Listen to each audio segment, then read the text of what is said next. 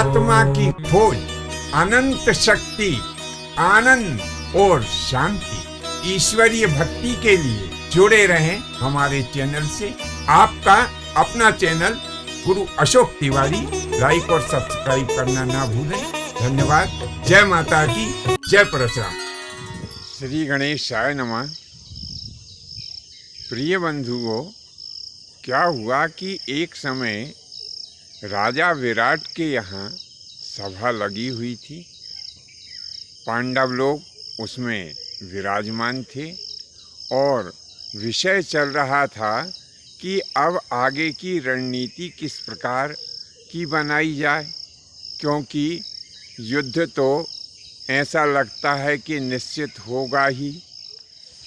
कुछ लोग कह रहे थे कि युद्ध होना ही चाहिए और कुछ लोग ऐसा कह रहे थे कि नहीं, युद्ध को टाल दिया जाना चाहिए, और कुछ लोग संधि के पक्ष में भी थे। उसी समय महाराज श्री युधिष्ठिर ने कहा कि सुनो, कभी भी युद्ध से, लड़ाई झगड़े से और वैमनस्यता से समस्याओं का समाधान नहीं होता। जब तक शांति के समस्त प्रयास विफल न हो जाएं, तब तक युद्ध नहीं करना चाहिए।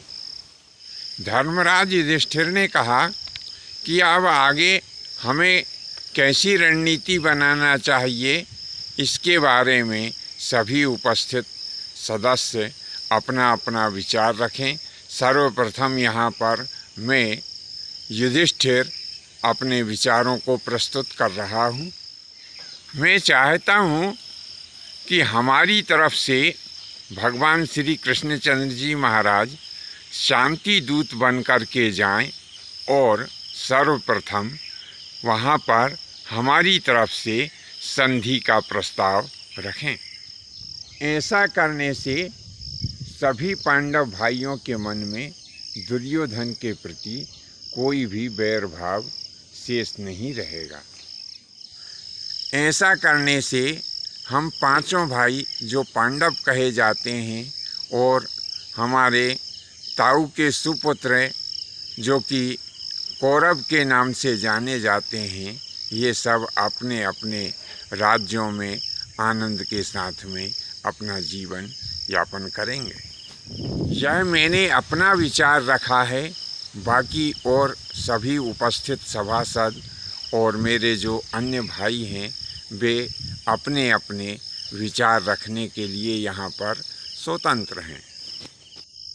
तब भीम, अर्जुन और नकुल ने भी महाराज युधिष्ठिर की बातों को उचित ठहराते हुए भगवान श्री कृष्णचंद्र जी महाराज से कहा कि प्रभु, वहाँ पर हस्तिनापुर में जाकर के आप मीठे वचनों के द्वारा दुर्योधन के हृदय को जीतने की कोशिश करें, क्योंकि युद्ध करने से कभी किसी का भला नहीं होता है।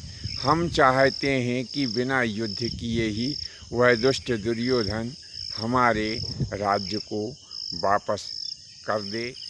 ऐसा प्रस्ताव महाराज युधिष्ठिर के सहित भीम, अर्जुन और नकुल ने भगवान श्री कृष्णचंद्र महाराज जी की सेवा में प्रस्तुत किया।